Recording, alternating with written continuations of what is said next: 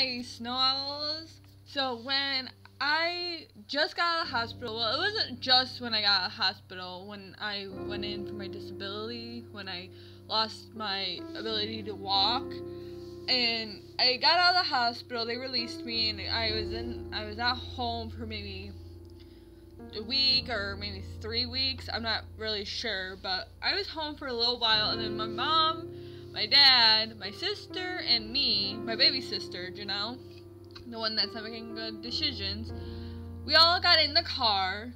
Was my brother there? I don't think so. I can't remember if my brother was there. Crap.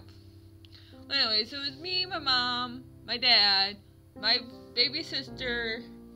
Not sure about my brother. I can't remember. I don't think he was there. I think he moved out at the time. Well, anyway, so we got in the car, and it was around the winter time, around this time of the year, and we got out.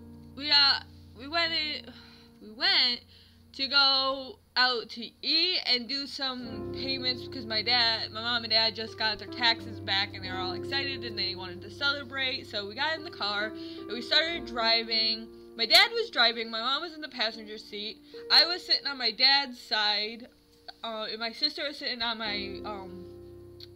my mom's side. This sticks with me for a little while. The only thing I can't remember is if my brother was with us or not. But everything else I could, remember. But, so I was sitting there. I had this toy that you take care of like a pet. And you have to do things. You have to feed it and stuff like that. I'll show you a picture of it.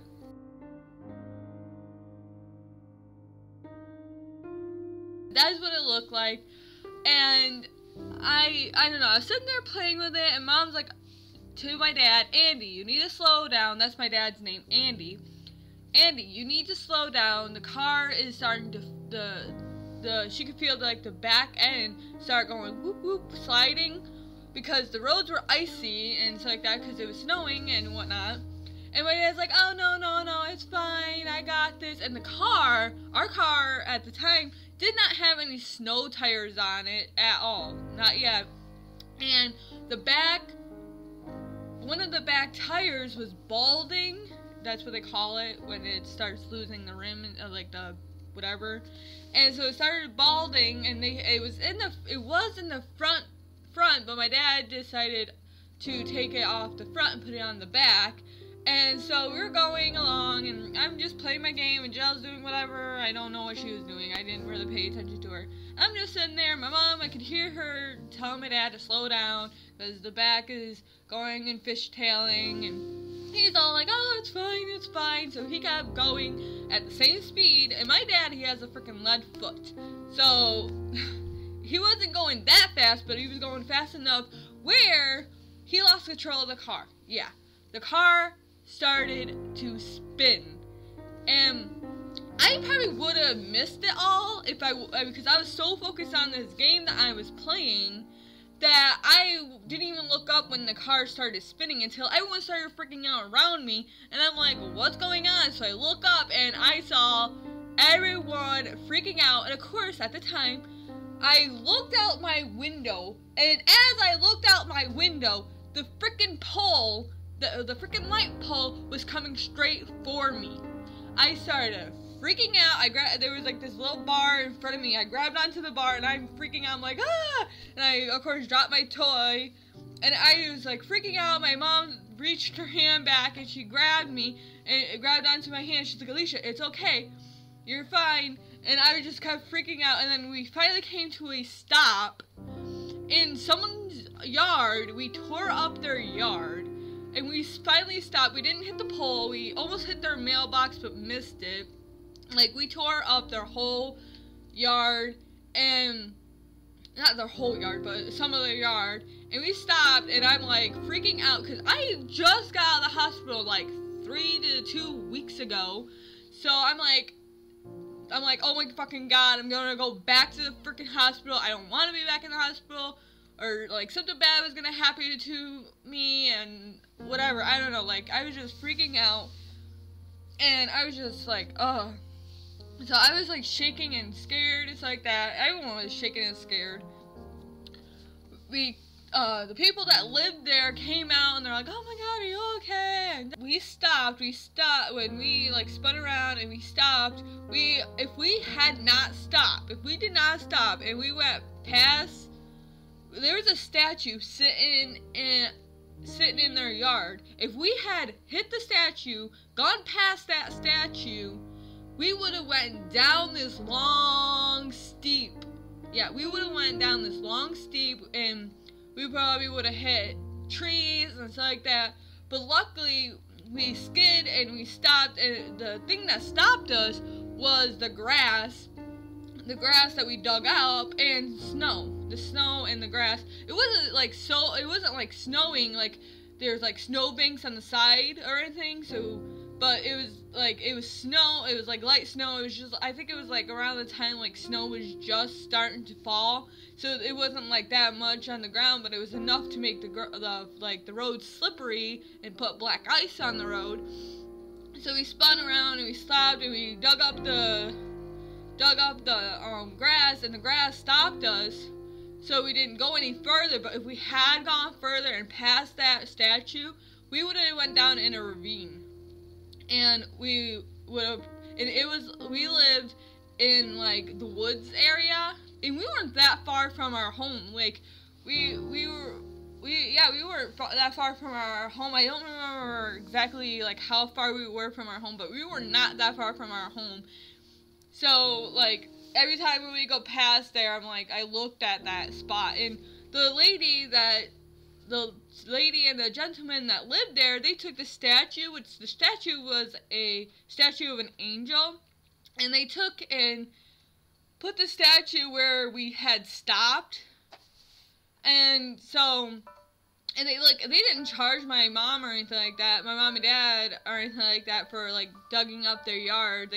They were very kind people, and I am very grateful for them. But they didn't charge us, and then when one day we were passing by it, and Mom saw that the statue, where the statue was, which was near the statue was near the woods, like kind of like sitting on the edge of the woods, but not really in the woods.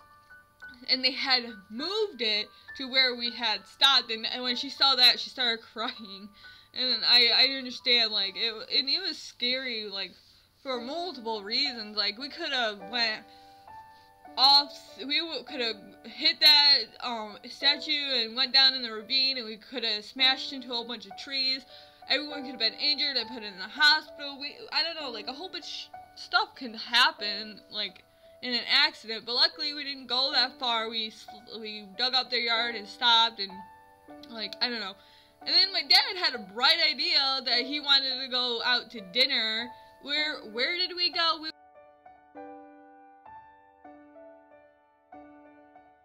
went to fucking Hooters with all the freaking chicas. I'm like, really? And so we ordered stuff, and of course I couldn't freaking eat. I was freaking sick to my stomach. I'm like, we just got into a car accident and we're out eating. I don't know, I just could not eat. I don't know, we did some other stuff before we went out to eat. I can't remember where we went, but like soon after we did some running around, we went out to eat. I thought, you know, by then I would have calmed down my nerves and everything like that and be able to eat, but nope. I got to Hooters, we sat down, we ordered, and I couldn't eat. My stomach was upset. I'm like, I'm not hungry at all.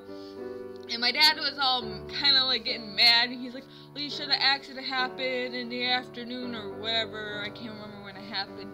But he's like, oh, it happened a while ago. You just need to calm down. And Mom's like, at least, Andy, you need to stop. She's not feeling good. The girl just got out of the hospital like 3 or 2 weeks ago, and then we get into an accident. I can see why she's so freaked out. Like, I didn't want to go back to the hospital, so, like, that happening, I'm like, oh my god, I'm gonna end up back in the hospital, blah. But anyway, so, it was, like, a really scary moment in my life. I haven't really been into an accident like that, thank God, for a while. But I also got into a couple other accidents. When I was little, my bus driver was driving, and he was yelling at someone in the back, and he was looking in the big mirror that they have, and he was driving, and he was looking up in the mirror, and he was like yelling, and of course he was distracted because of the kids yelling in the back.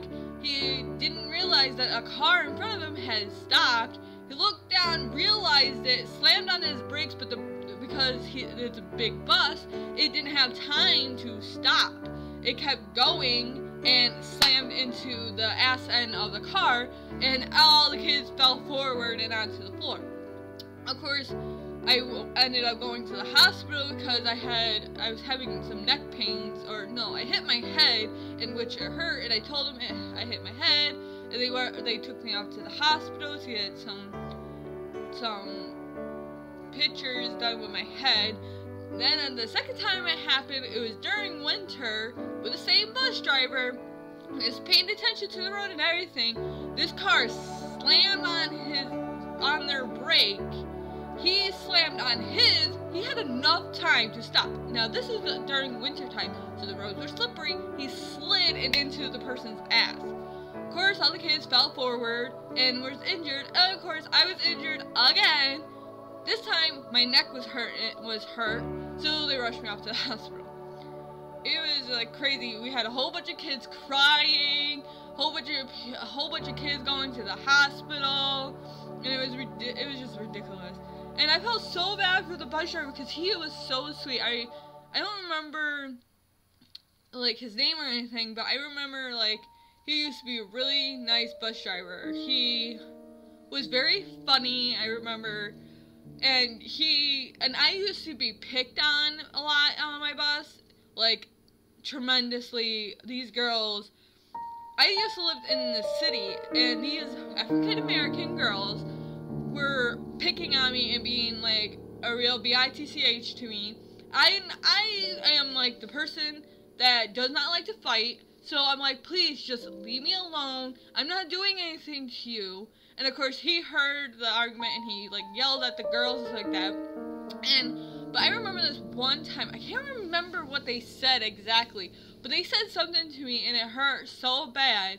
And this was around the winter time, so I was so upset and like that I ran all the way home and was slipping and sliding all over the place, but I didn't really fucking care. I was just sobbing and crying, and I just kept running.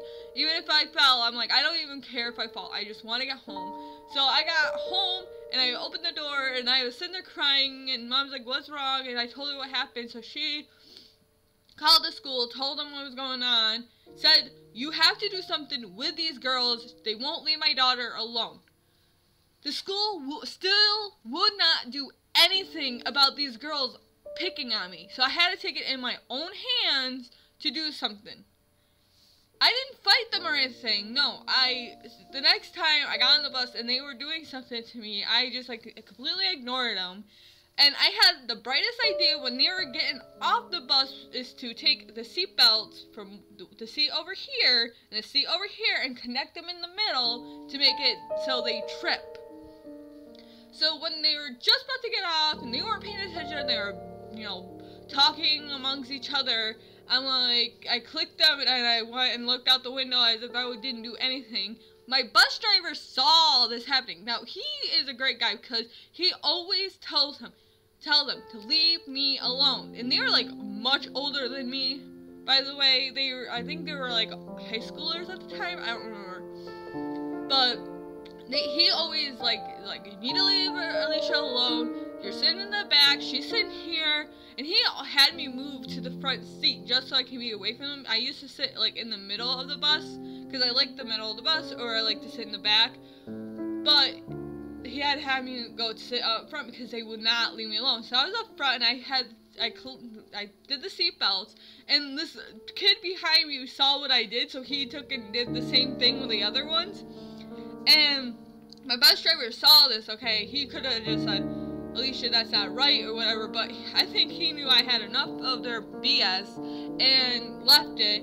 The girls walked, and they were of course, not paying attention, not looking down where they're going, and they tripped and fell, and I'm just like,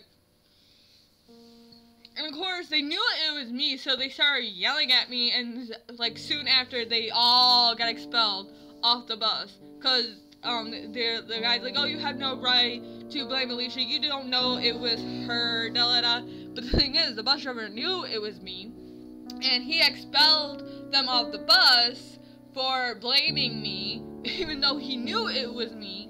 I know that's not right, but he didn't care. He loved me, and like, not like in like a sexual way or anything, but he thought I was like a really good girl and stuff like that, and he didn't think I deserved any of the stuff that they were doing to me. So he was like a father. He wanted his little girl to stand up for himself, you know? That kind of way. He looked at me like I was his daughter, and he's like, you need to start standing up for yourself kind of way. So he let me trip those girls and then expelled them off the bus for blaming me when it was my fault. And then, like, soon after, those girls were put on a different bus and away from me, and I'm like, yeah.